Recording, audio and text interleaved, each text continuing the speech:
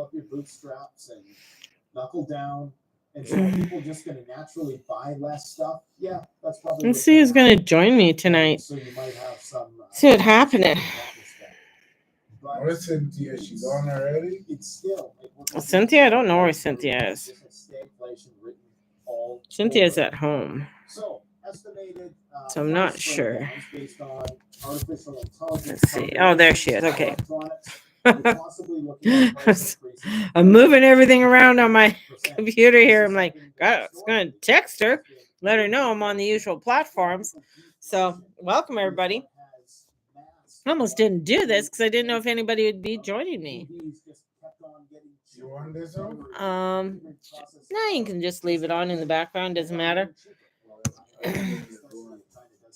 Okay. Well, I'm turning off my prepper dude. So listening to Canadian prepper, which is always interesting. You know, finding out about, World War III and the destruction of the world and how it's, we're at doomsday.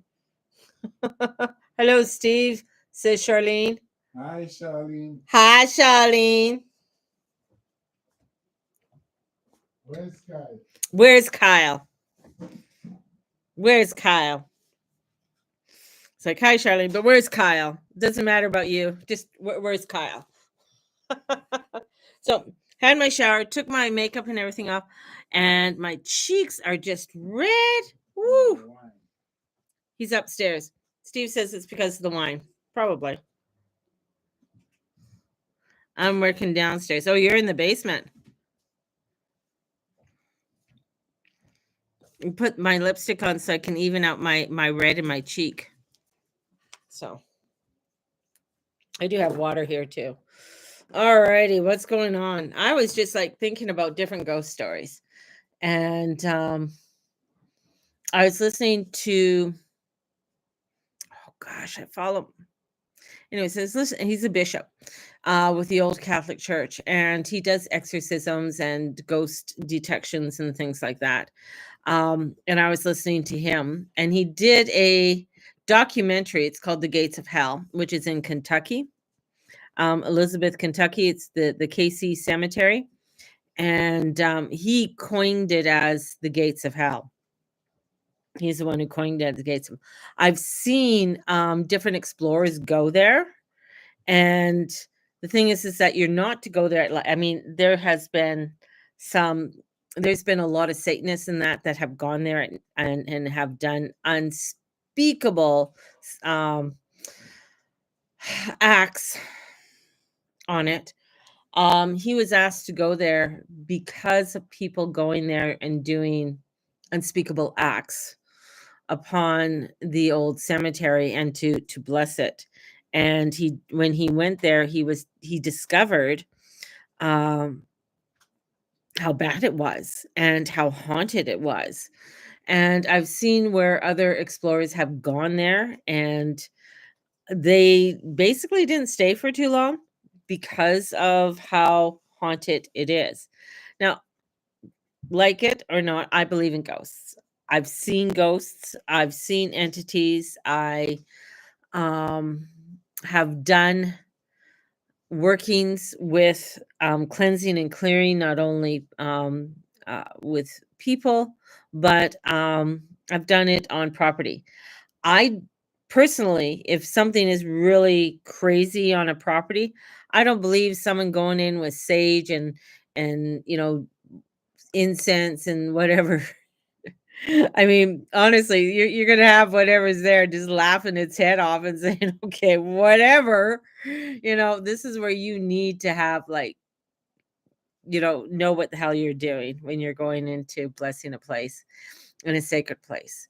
So a couple things that I've had, and maybe I've probably told these stories 1,000 times, but one of the places I did go, and it's out of town, and it's in a beautiful area, just out of town here in Calgary, and sort of, it's in the northwest as you're going northwest out of town towards, and there's these multi-million-dollar homes that are there, and this one client asked me if I could come out and bless the land, and I said, sure, no problem. And she was sitting on basically this multi-million dollar, I'm going to say it's at least 10,000 square foot home. And she's sitting on at least a quarter acre. Now, the homes out there, it seemed that people didn't fence in their property, but you kind of knew where the property line was. And so I said, okay, I'm going to go outside. I'm going to walk around the property line and bring in, I had salt, I had black salt with me, and I had holy water with me as well. So I was doing that. And I kept on getting a really, really bad vibe with this, and it just didn't feel right. Now, in each of the corners, what I did is I told her what she should do, and I guess she was just renting this place for a while. But what she should do is go to Home Depot and get 1-inch copper piping, like about 1 inch, and then get it cut into, I think, 12 inches, about 12 inches. Got a ruler, baby, that big. So get it, cut into 12 inches. And depending on your space, you're spacing it out. And so let's say you have, normally you would do, like, space it out. You can do 1, 2, 3, 4, and then you'd put a crystal. And sometimes what you'd put on each of the corners too is an egg, but the egg had to be just trying to think of the name. It's not, you can get them in the Chinese store, where when you crack it open, part of the chick is still there. I know it's disgusting, but anyways, that's what you'd get, and you'd plant it in with the crystal on each of the corners. Now, the egg represents fertilization, and you would do that along each of the quadrant, each of, depending if you're, if it's a rectangle. Hers was a rectangle, the way it was situated, and there was a huge driveway as you came in, and great big double garage, like a huge double garage that you could fit a motorhome and stuff into it. And then the entranceway was over as you come into the doors, where a normal doorway is probably 8 feet or so. Hers was, like, I would say, like, close to 10 to 12 feet as you'd enter in, and then you'd have all the vaulted ceilings. There was 3 laundry areas in the house. There was a loft area that was a library, which was the only cozy area, we'll get to that. And then you had, like, your downstairs, which was a walkout basement. And it had a beautiful bar. The bar was just absolutely beautiful. You had a private movie room, and then you had sort of, like, I'm going to call it a rumpus room or a family room. And then off of that, you had about 3 or 4 bedrooms. And then you had the bathrooms. There's en suites off of those. Like, I'm telling you, it's like a huge house. So you had the en suites and stuff. She had an office upstairs, a beautiful big office. There's about 3 bedrooms there. And then you had the main level, or the upper level. And the upper level had that loft, which had the what do you call it? The library in it. And it was very, very vaulted. Like, the ceiling was vaulted, and it was long, but it was cozy. It had little seats and beautiful, the books and stuff like that were there. Loved it. It was just such a beautiful, cozy area, but I got an eerie feeling in there. So I got a very eerie feeling.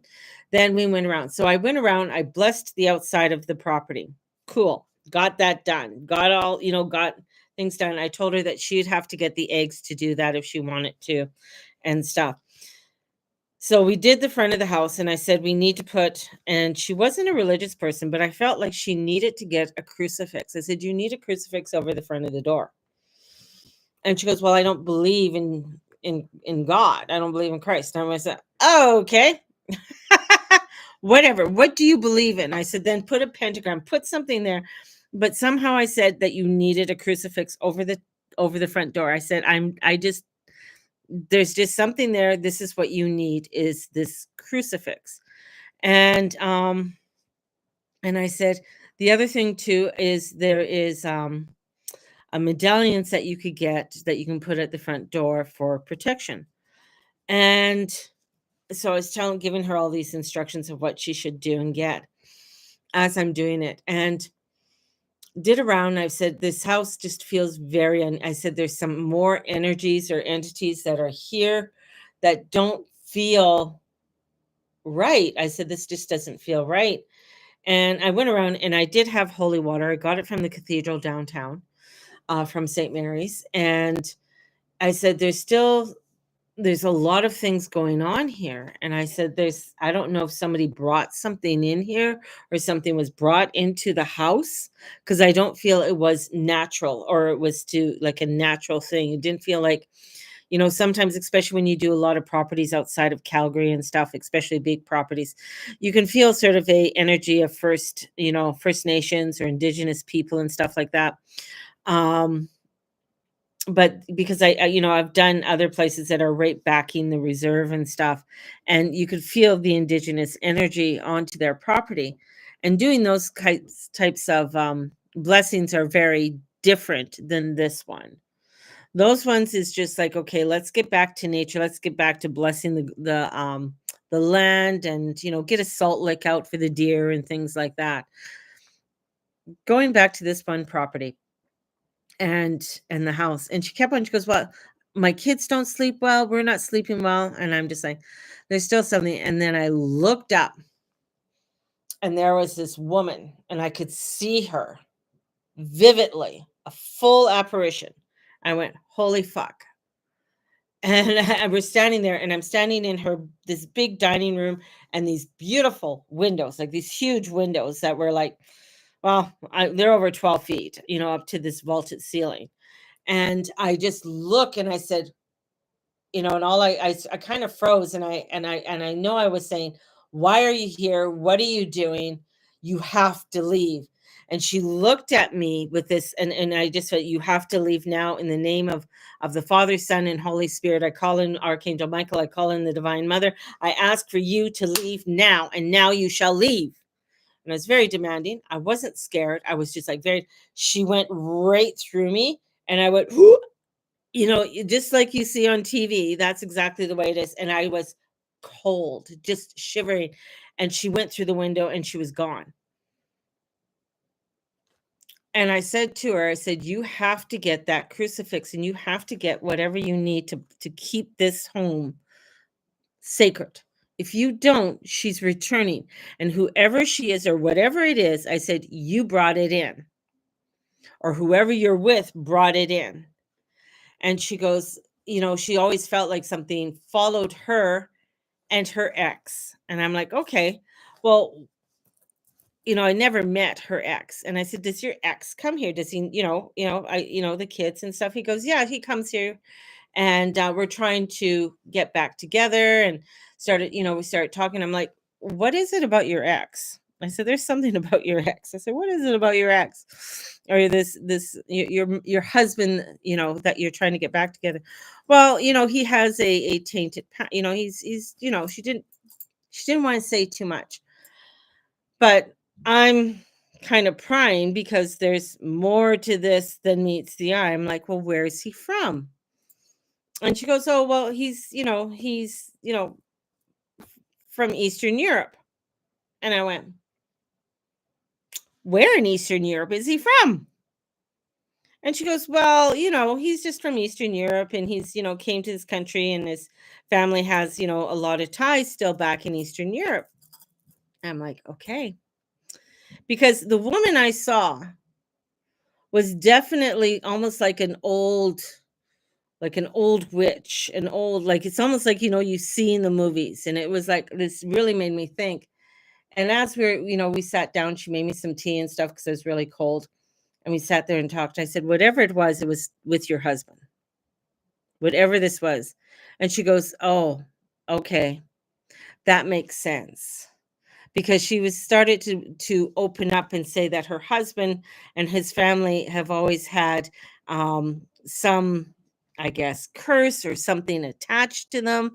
And they felt like if they came to this country, that it would no longer be like the curse would be open over. And I'm like, well, if if no, that's not how it works. Just because you move to a new country doesn't mean it's over. And I guess he was part of the old Yugoslavia, you know? That's where, and some Romanian, and his great grandmother was Russian. And I just went, oh my God, I'm dealing with old witches. The one thing you don't want to deal with is old witches, like the old magic. And especially when you don't know what you're doing. And I could understand then why the crucifix had to go up. Because these old witches, these old ones, the old ones, they believed in Jesus. They believed in the crucifix. They believe in that. And I said, there's so much here that you guys have done that is sacrilegious or that has not been above board. And so, anyways, I did my thing. I told her what I had to tell her. And then a few months later, she called me and she was in a panic. And I guess her husband was kidnapped. And I'm like, okay, kidnapped. All right. What? And well, to make a long story short, he was connected, but he was connected and his family had ties with the Russian mob. And a lot of what his family has done through the ages have not been above board. And I guess they messed with the wrong family back in the day. And Mama Bushka didn't like that. And basically sent, ill will upon the family. And I'm the one who got like a brunt of her to go through me. But because I used holy water and because I was talking about God, it was almost where I know it's like almost like she respected that, but she was also going to make where, okay, I will leave this right now. But, I don't think she went very far from him or very far from that property or wherever they moved. So that was really eerie and very chilling because I've dealt with entities before. I've dealt with many different types of entities. When we lived in Penticton, the last house that we lived in was known to be owned by one of the original witches in Penticton, and she did many rituals in the root cellar, and part of the basement had the original root cellar where the ground was not cemented and stuff, and it was boarded up. And my kids would was just terrified of that part of the basement because it always had weird feelings. My one son Dom could sometimes he'd run upstairs and he said, "Mom, there's knocking downstairs. There's something happening downstairs." I'd have to go down and bless it, put salt and everything else. It was a constant thing in that house, a blessing, because there was a lot of activity in that house. There were full-length mirrors along the fence and horseshoes above each of the mirrors upside down, which was to make the energy to go down. If anything came, it would go down the mirror, it'd be a reflection, and then it would leave, right? So that was that was an interesting events, so I'm just gonna tell her I'm on YouTube. Whoops. YouTube and Instagram. So that was that house in Penticton was where my family came head on with ghosts and with things that were evil. We couldn't put anything on top of our fridge because if we put anything on top of our fridge, it would go flying off. And my husband witnessed that, which is he kind of freaked out. But the thing is, when we were looking for a home to rent in Penticton, we had a choice between a crack house or this house, and we chose this house because the other house it was an actual crack house, right? And I'm like, no, because it wasn't clean. It was horrific. So, anyways, we chose this one, and in this house too, with Stephen witnessing, stuff flying off, and he was like, "What the fuck, Mary? Get rid of this shit now." I'm like, "Don't worry, dear. Just won't put anything up there. We're gonna piece it." Every night, I would put a jigger of whiskey out, to appease um, the gods, to appease the spirits of the house. And every morning, it was gone. Right. So, I mean, whiskey doesn't evaporate that fast, and I'd wait actually till all the kids, I'd make sure they're all in bed, they're all sleeping. Then I'd put it up because I thought, well, maybe the kids are drinking it. Somebody's getting up and doing a shot of whiskey. So, but I'd put it up there, and it would be gone. And then I'd put it in another secret place. So I'd put one in the kitchen, and then I put one in another room, which was the sunroom, and I put another one there, and the kids didn't know that. And it was gone by morning as well. So I'm like, okay, we got some spirits here who really like the spirits. And we don't drink like whiskey or rye in our house. I usually drink wine, or I have beer or gin. But I kept on getting, I have to have whiskey, so that's what I was putting out, was jiggers of whiskey. And it sort of helped to settle down a lot of the energies and a lot of the spirits in the house. And it was a prefab home that was bought from the Sears catalog in 1910, I believe. And it was a beautiful home. It was just absolutely beautiful. It had a sunroom. It had a big living. It was like, big living room, dining room. And then you'd go through some doors, and then you'd have the kitchen. And off of the living room was sort of a hallway, but it was like a long hallway. It was like sort of like a little square, and then you'd have the bathroom, and then 3 bedrooms, and off of it, and the master bedroom, and the boys' room, and the girls' room, and then Dominic had his own room, which was downstairs in a separate area, like from the rest of the basement. So it was it was it had a cellar doors that you could come in from the outside, that would open up, and you could walk downstairs into the cellar. It was sitting on a quarter acre, so it's on a corner lot in Penticton. The owner, before the landlord bought this one, and we would drive by it all the time, it was owned by a shaman, and he would have beautiful carved eagles that he would carve out of great big pieces of wood with a chainsaw. He'd do these chainsaw carvings and stuff. Absolutely fabulous. But he's the one who put up the mirrors and put up the horseshoe. And one of the things that when he sold the house to the owner, he said, "Don't take these things down, just leave them up." And he goes, "If you're renting it out, let them know." I was one of the first people, and he told me that, and I was just like, "Yeah, I get that." Plus, what else he did is that did he did a lot of gridding on the property, because there was a lot of activity on that piece of land, or in that area. Across the street was the Anglican church. So it was, the Anglican church was there. There was a soup kitchen attached to the Anglican church. There was also the Seventh Day Adventist church just a few doors down from that, and then a bunch of older buildings. There was a retirement center, one of the original retirement centers in Calgary. So there's a lot of death down there as well. That happened. We used to call it, as kids, we used to call that Raisin Lane because of the retirement center and stuff. So they called it Raisin Lane, which I thought, now later I lived there. Beautiful home, loved it.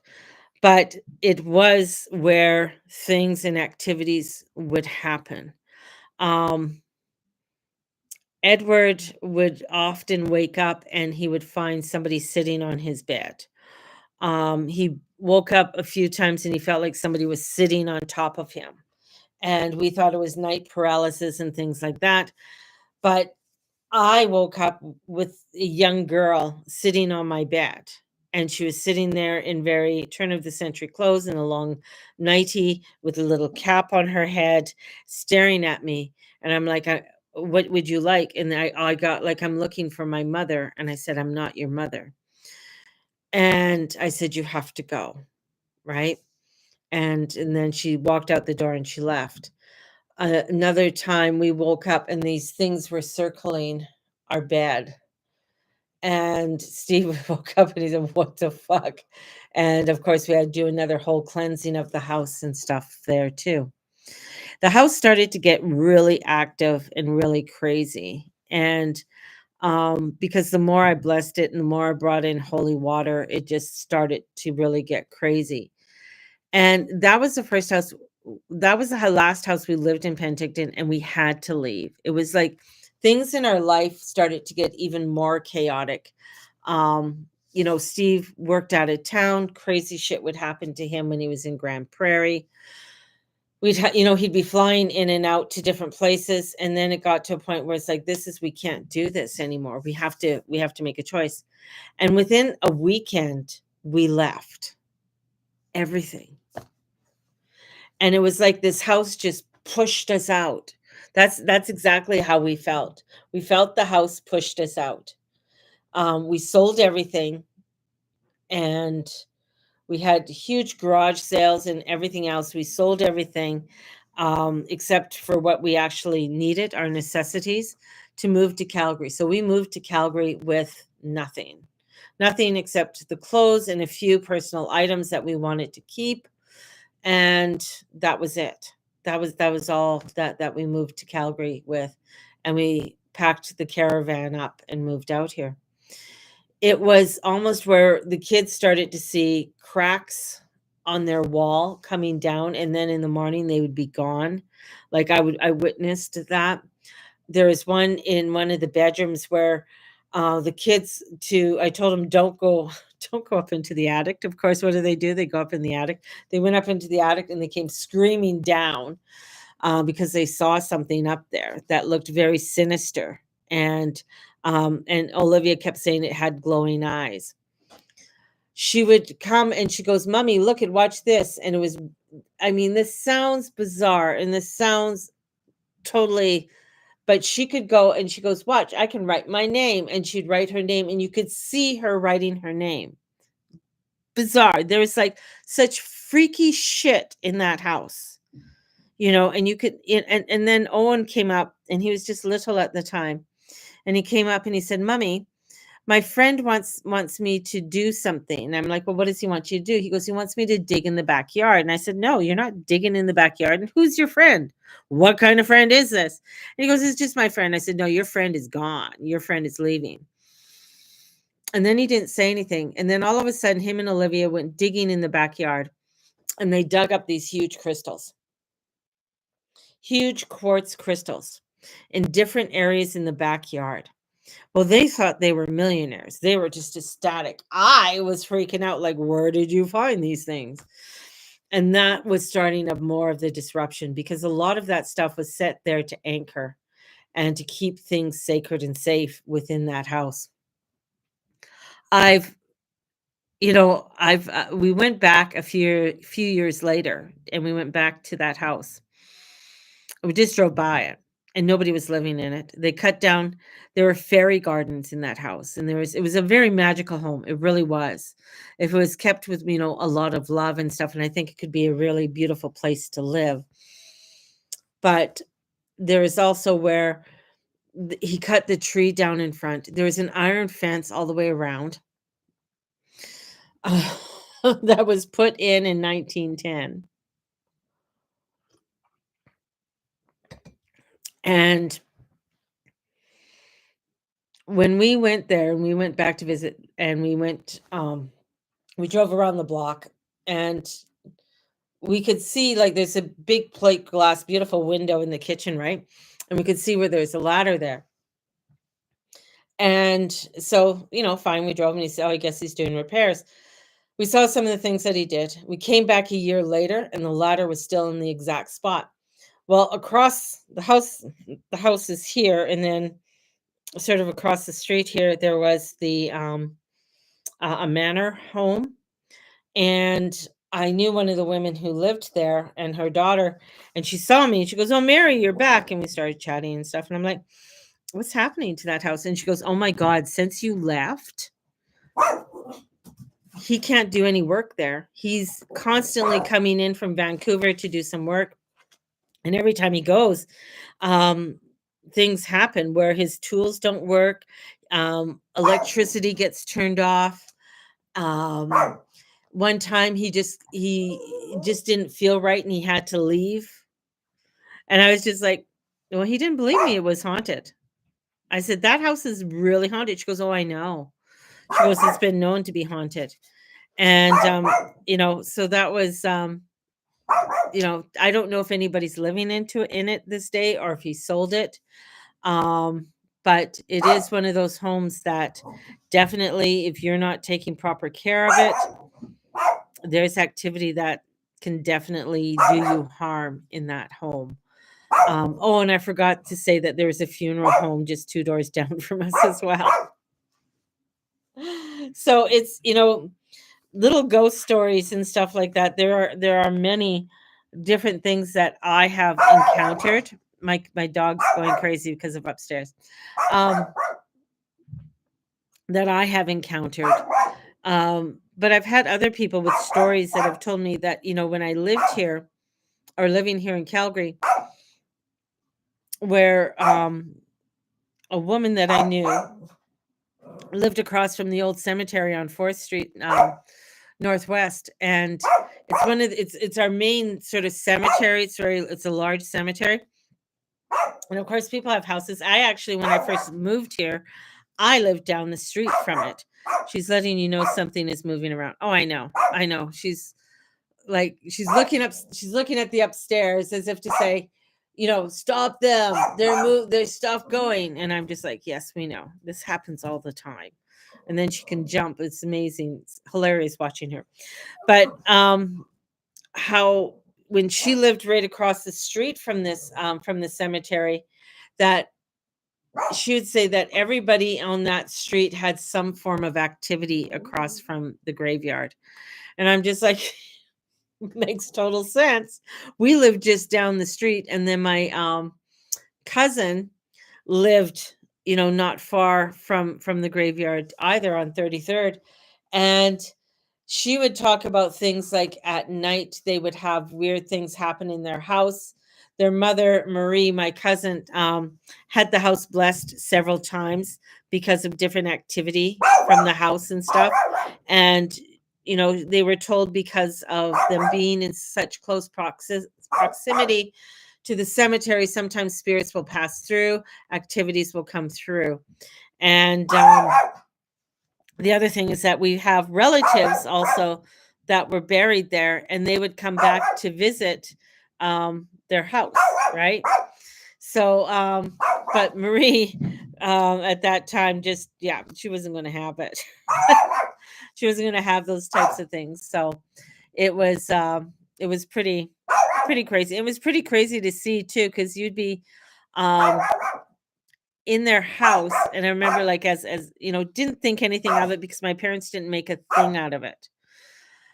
And I think the reason why they didn't make a thing of it is because my dad could see ghosts. My dad could see things. And my mom could have feelings of it. And they, ever since I was little, I knew that there was ghosts around us, right?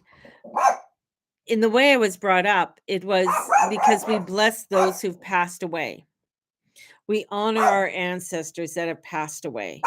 So, and then having a family from England and Ireland, to have spirits come in and was kind of like an everyday occurrence. It wasn't like balked at or thought of as a bad thing, except for my grandfather, which my grandmother didn't want him around anymore. But basically, because my grandmother used to talk about the angels, she used to talk about her mother coming to see her and, telling her all is going to be well. And just, different stories like that. So as I got older, and, I didn't know it was called mediumship.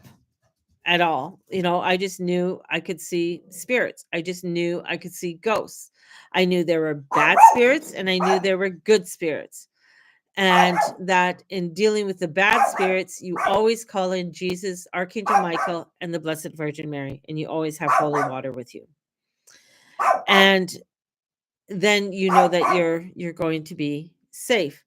So I never gave it a thought until much later, and then I would meet people who were very afraid of ghosts or didn't understand what ghosts were or spirits were.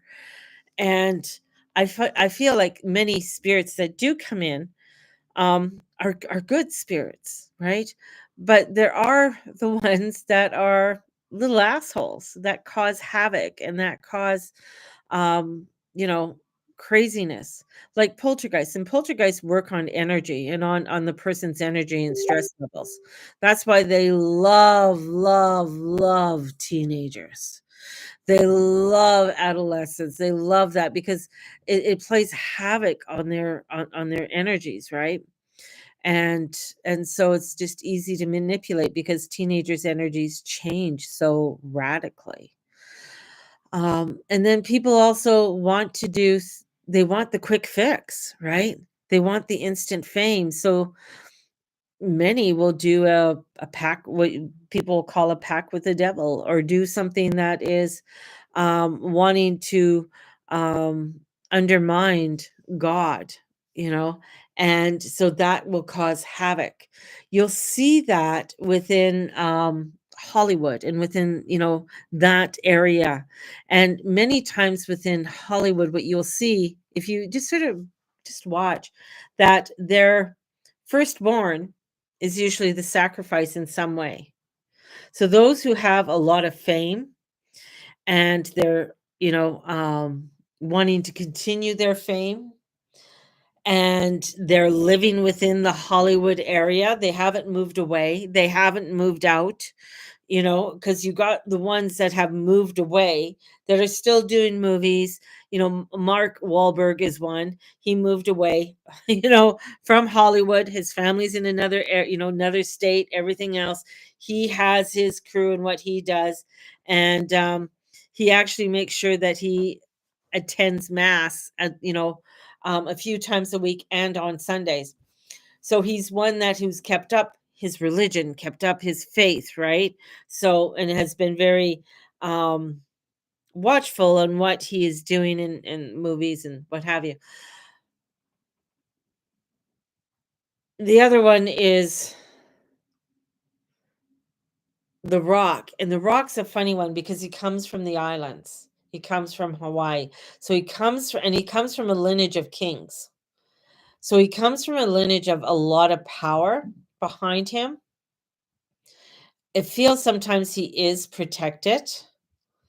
I think he walks a very fine line with what he does and with what he, is doing.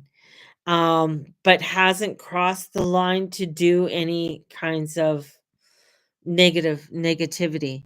But others you've seen, if you sit back, where they've lost their firstborn, in some horrific way. Either they've fallen out of a hotel room on a floor, or their child OD'd or something, or they find like many have died, or that, it's like almost like their lineage can't continue on because of whatever deal that they have made, or they can't have children, right? And that's the other part that comes in, or the children they get aren't their own. So they bring in they adopt other children because they're not their own children. So it's almost like they can't use them as a sacrifice because they're not a direct bloodline. It's really weird. But you see that, and you start, and we're beginning to see more of that exposure of that energy being exposed, and with a lot more of the veil, as they call it, between the two worlds, thinning. And one of the things I've noticed, and those who do readings and stuff,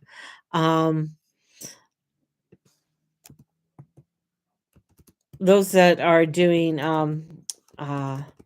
readings, And this is what I want to find out, is that if you're finding it where you can do the readings and stuff like that very easily, but there is still, I don't know how to explain it.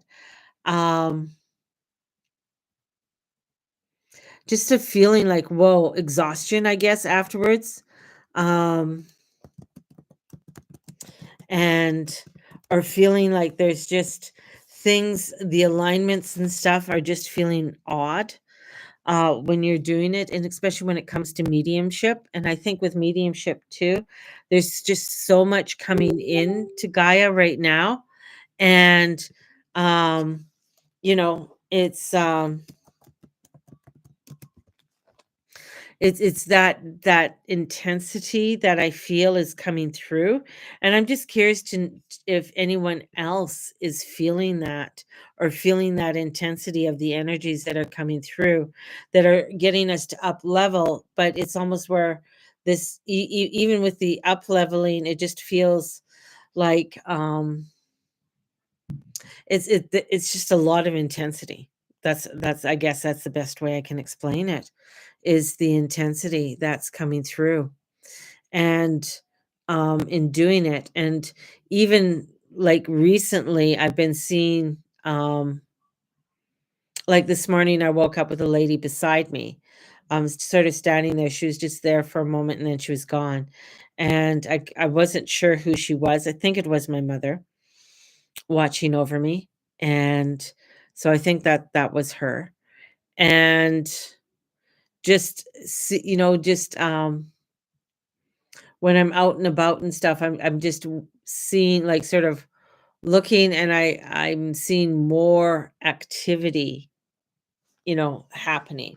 I'm just curious if anybody else is, you know, um, because I feel things are just, because of everything that's going on in the world, the intensities that are happening, and I feel like a lot of the fear, and a lot of fear, what fear does, causes more things to go um crazier, like, the stock market crashing. And we don't think anything of it, but that was like $60 trillion or something crazy, an amount of money that I can't even fathom, was gone in an instant. And the amount of emotional energy that's being put out right now causes things to get disrupted, causes things to sort of go a little bit awry within the world. And where we think that doesn't bother us, but it just might. There's more activity. I see it when I'm driving. It looks like someone is there, so I put on the brakes, so really nobody's there. It's just an example. Yes, exactly, Charlene. Exactly. So that energy that, is definitely causing some form of havoc, that's there. And this, again, this is where it's, when I do different, definitely see the dark in many now. Ooh, okay, yeah. That energy is out there, and it's being caused by a lot of fear, because people are fearful. You're hearing about the war, you're hearing about the tariffs, you're hearing about, oh my god, if um the world, we're going to be taken over by Trump, and that people just go into a tizzy about it, and they're freaking out about it, and they freak out. And especially when it comes to the money markets, you know Trump definitely popped the bubble for the markets, and the markets being, to go. And I mean, the bubble was there. He just, like, poof, and everything's just going out all over the place. And that's what's happening right now. Things are just getting sprayed out, and people are, from what's happening, with the espionage that happened the last 5 years, people are really, causing, and that brings in poltergeist, that brings in other entities to come in. Because if you're fearful, if you're not standing in your power and your love and your blessings, and all of that beautiful things, that's bringing in other stuff, because you're not filling that void with the love and the light and the blessings.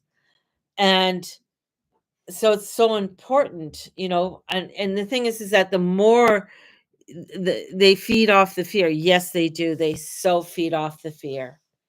They so feed off the fear. And then you have others, like, when you go to the gates of hell, the cemetery, in Kentucky, when you go to places like that, I mean, you definitely don't go at night. There's just certain places you just don't go, because there's just such hellish energies, right, that are there, and they're looking to feed off of people. In the Appalachia, I think that's how you say it, down in Arkansas and in places like that, they're finding more and more activity happening. And within their own communities, because I know a few of the people that live down there, they're saying, a lot more warnings going out of, where they've always had the rules, it's the sun's going down, close all the curtains, the shades and stuff like that, and make sure your door is locked. It's always been sort of a general rule. And if somebody's coming to your place that you didn't know, or they didn't inform you during the daytime, you don't open the door. But they're finding more and more activity, and sometimes it's happening during the day, which is interesting. So more of that activity is coming forth, and it's because not only the fear, but they're finding that people aren't, and here's the flip of the fear, aren't fearing God, the divine, not fearing their own souls. And I'm meaning that in a way of not like, oh my God, I'm going to fear Jesus, or I'm going to fear God, or whatever God, I'm going to fear that. No, the fear of God means like of where I'm putting my love and my faith in the divine. And that I know that if in fearing, I don't know how to explain this, in fearing God is almost where you are wanting to surrender over to the divine and saying, you know what, I'm putting my hands in the divine. It's different than, oh my God, I got to control this situation. I got to control everything. And I'm fearful, and it's only I who can do it. And that causes more of a havoc. Hopefully that makes sense. And that's where I'm finding where people are going into the havoc and trying to control everything, because there's been a disdain upon that of stepping over to the other side and believing in the divine. And people are slowly awakening and saying, hey, this is, no, we're not going to take this anymore. And I mean, in the UK, the UK has been taken over. Other day when you said they are without faith. Yeah.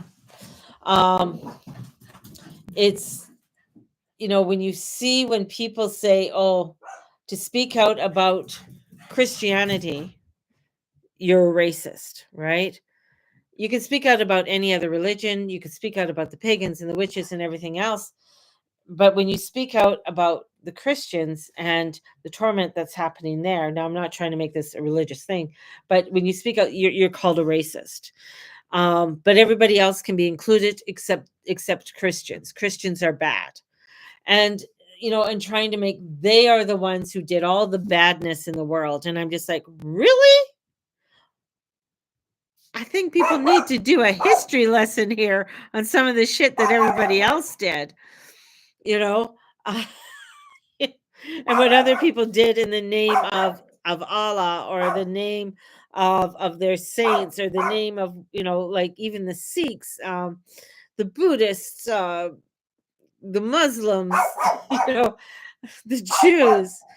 I mean, nobody's hands are clean. Nobody's hands are clean, But the thing is that the Christianity, the true Christian, the true essence of Christianity is forgiveness and love. So the thing is that they're supposed to forgive their enemy. They're supposed to love their enemy. And that's the true essence of Christianity, right? And that scares people more so than somebody saying, I'm going to come out and kill you.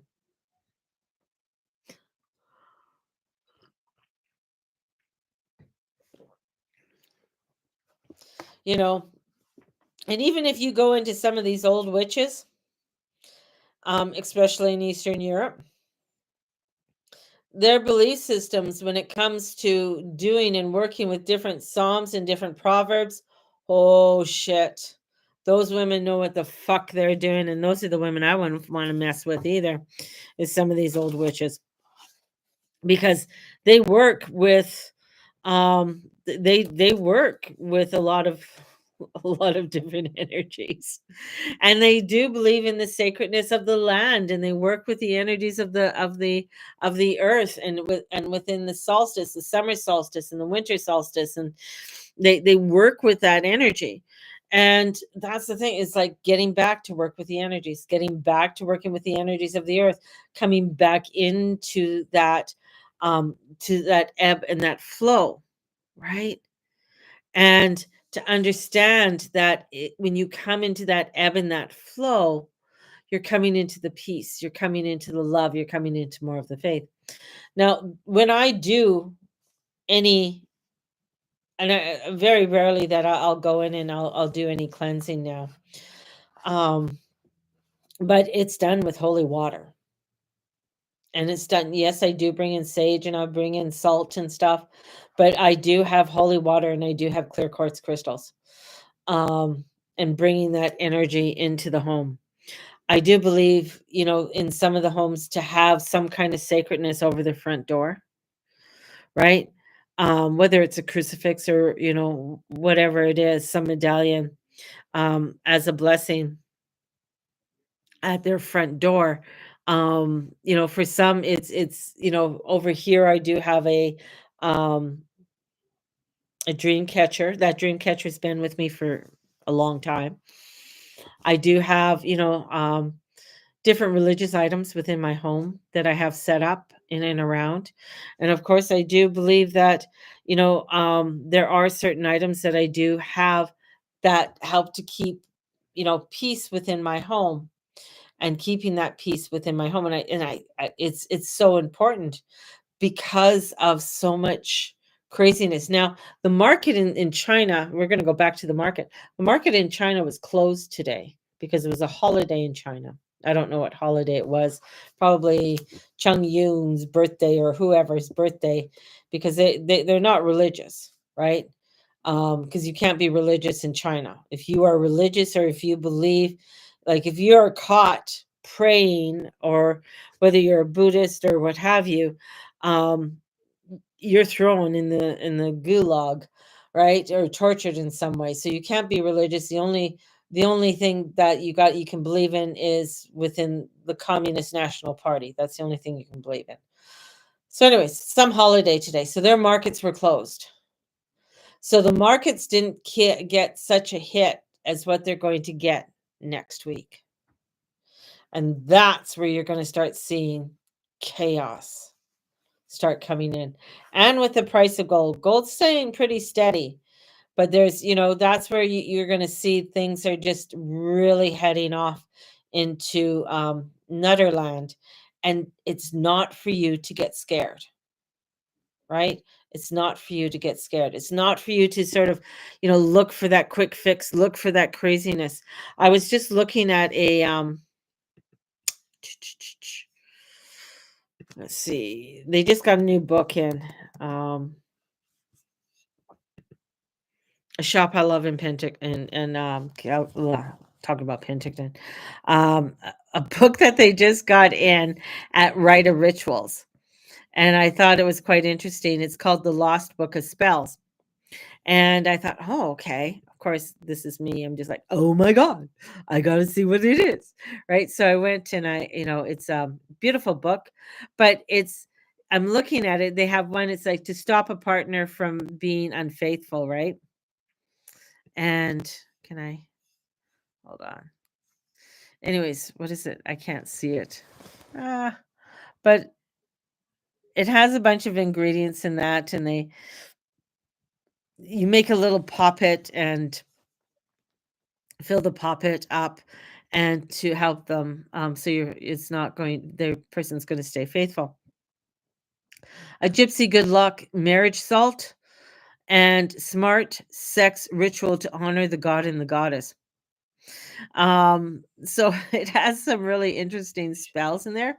And I was thinking, because spells have been around for thousands and thousands and thousands of years. People have used spells in so many different ways. And a spell could be called a prayer, it could be called, you know, something else. Like, to me, a spell's a prayer. Like, you're gathering your ingredients, you're doing something methodical, as long as you're not doing harm onto somebody else or you're trying to control somebody else. That's a whole nother level of craziness that you don't want to start dealing with. That's bringing in more of the devilish shit. But when you are wanting to bring in peace and harmony, these are the things, start creating. These are what the women of old used to do, right? Bring in, the essence and the coconut oil and the gardenian flowers and the roses, and because they knew all of these had meaning and power, right? And so bringing those into your home and doing these types of rituals and blessings, I think, are a beautiful thing. And I really believe they shouldn't get lost, that we need to bring them in. And it brings me to another thought, and I'm going off on another tangent. I'm not going to keep you guys here much longer, but on, women having control of their body. And one of the things, throughout the ages, and we've seen it, for the 450 years ago, 500 years ago, where they began to really take the right of women away. And you even started to see it as women started to having to give birth in um, hospitals and stuff.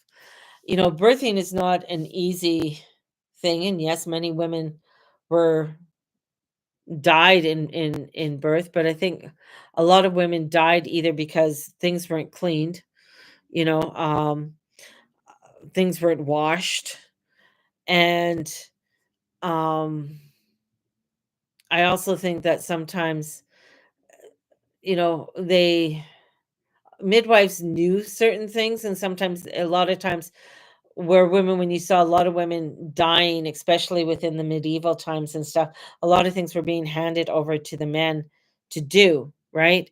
So now you have, the medical field is basically all run by men, you know. And in Canada, till about, I think, 15 years ago, because my son was my eldest one is going to be 35 this year. And when I was pregnant with him, I really wanted to go into midwifery. And it was illegal in Canada to do midwifery.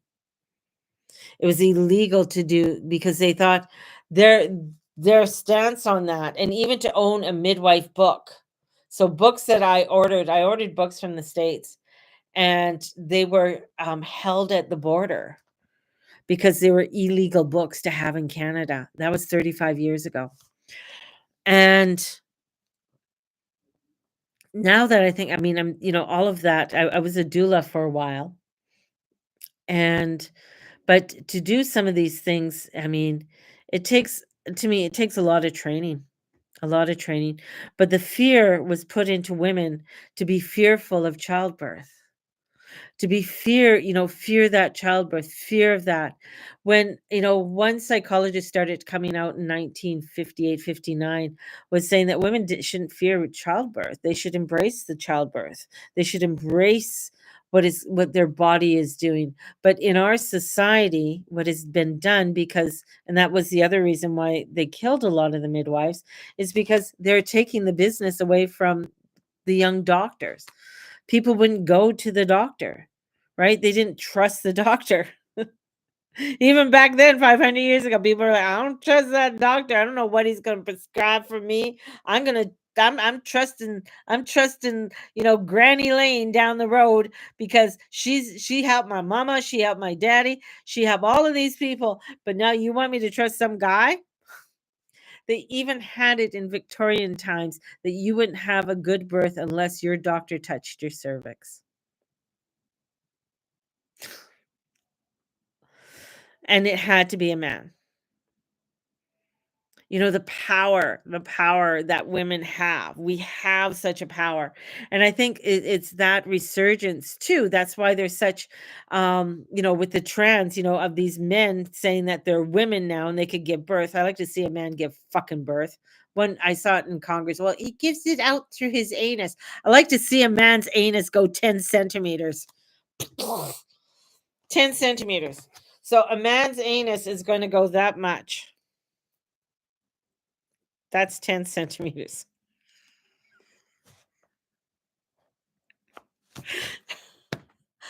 Oh my God.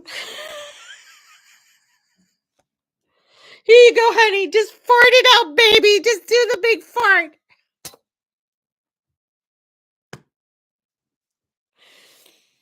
They don't even have a uterus to carry a baby. There's nothing there. It's just, anyways. Just fart it out, baby. You can do that. You'll be fine. I wish I could have just farted them out. But that's the whole thing, is like that power that was taken away from women, right? And from the witch hunts, and because they didn't want these women to have that power. So I think things like having little spell books and stuff around is very powerful. It's a wonderful thing to have, because it's teaching us, how did they do things? How did they create things? What did they believe in? I mean, there's some really crazy things that they did believe in, especially the monarch and people who had money, but they still believe in some of that shit today. It's just like, but then that's getting into all of that gross stuff, and that's getting into all of the evil things, right? Because it's like, I need to have that power. It's my precious, right? And instead of coming into a place where it's like, no, we work with the earth. We understand, women understood, okay, there's a full moon out there. There's a lot of power and pressure that's coming on, and there's going to be babies being born. They need to be born in a place of love. They need to be born in a place of respect. They shouldn't be hidden away, right? Where they used to hide young girls away because they're pregnant. I mean, they were doing that up into the 90s, believe it or not. Hiding women away, hiding young girls away. It's, this is where, the power of it, and understanding the power. And the thing is that back in Ireland, on the Beltane and on May 1st, it was, if you got pregnant then, oh my God, you had a blessed child. Plus, most of the time they wouldn't have known which husband it was on the Beltane, or even in the embolic. They didn't know, because there's mass orgies and blessings, and that was sort of like a free time to, like, whoo, I like that one today, of embracing your fertility, embracing that part of you. And it wasn't until later on that, you got to be modest, and you got to be this, and it's like even taking the word cunt away from women, where it's actually a Celt word, and embracing that word, where the word vagina is a Latin word and means insertion. Actually, that's what it means. So it's, embracing these types of things that have been made to be meaning, bad or evil, and starting to re-embrace them, bring that beauty back, and bring that power back. Mary Magdalene comes from a beautiful line of powerful women, right? Going all the way back to Babylon. Like, she comes from this power and this magical energy. Same with Mary, the Virgin Mary. She's another woman who came from a lot of power and knowledge, right? This is a woman who came from, like, she knew, she was like young girl. I think she was about 13, 14. She wasn't 16. She was very young, because to be married yet, you're usually married by 12. You're a spinster by 16, but you were, she was prolific in reading and understanding, and you know, this is where, these women, and there's so many that were written out of the Bible, unfortunately, that had such power and had such influence in the foundations in the creation of Christianity. And it was just, a lot of them were just like, what do you know? You're just a girl, right? So we've seen that time and time again. But coming back to ghosts and things like that, is that we have to know that we do have the power to take control over our home, to take control over the situations that have in our home. If you are sitting there in fear and frustrations, that's when things are going to start causing havoc in your house. And so it's very important, to bring in the calmness. And sometimes it is about, if it's really bad, like our place that we lived in Penticton, when it's really bad and they want you out, it's like, okay, you know what? This isn't worth my fight, and it's not worth me getting sick over, because they can make you very sick. Evil energies can play some crazy havoc, and I don't need that havoc happening upon my children. So I will bite the bullet. I will leave. And we did. We left, and we went all the way to Calgary. And here I am today, 20 years later almost. That yeah, 2006 that we moved out here. So close to 20 years, 19 years later, we are here in Calgary still. Haven't moved back to Penticton. Interesting. Interesting. Do I want to move back to Penticton? There was a time, but not anymore. Not anymore. If I move anywhere, it'll be somewhere that, I don't know, move somewhere like, oh, they got to clean out and get rid of a lot of a lot of people if I'm going to move to Ireland or Scotland, France, Costa Rica. Warm. I don't know about Costa Rica. I I don't feel for Costa Rica. I know a lot of people do. I don't feel for the islands. I mean, they're beautiful. Um, yeah, yeah. My heart always goes, but it'll have to be after the war for any of the European countries, if I was ever able to move. But at this time, it's not going to happen. I know a lot of people have property and stuff off of Costa Rica, off of Honduras. There's islands there that I know people have it. Scotland or Ireland. Yeah, that would be nice. You just got to get rid of a lot of people that are there that shouldn't be there. Um, you know, so the islands kind of, I don't know, being on an island kind of scares me too. Must be a past life thing. I like that it is connected to the mainland. Yes, Costa Rica is connected to the mainland. Yeah. There are, I think my sister has property down there or something. I don't know, but it's quite cool. But, anyways, so there's some of my little ghosty stories for you this evening. And it all comes down that you just got to stand in your love and light and make sure your home's protected. So, if you need to add extra protection, definitely add some protection in and around your home, and bless it, enjoy it, sing, play music in your house, play music, have happiness, laugh, play some funny music and laughter, and allow for that to come forward, because negativity doesn't like you to laugh and doesn't like you to be happy. So make sure your house is happy and joyful, and bring the happy and joy into your home. And the more you bring in the happy and joy, you're going to have such, it's going to be more content. um have moved something special over the door. Right on. So have a great night. I'm going to finish my wine. Here it is. I love these glasses. Aren't these beautiful glasses? I gotta show. Got them from a secondhand shop. There you go. Anyways, uh, go off on it. I got these ones too. Look at these water glasses. Aren't these gorgeous? Look at these beautiful, beautiful glasses. I got a set of six for $10.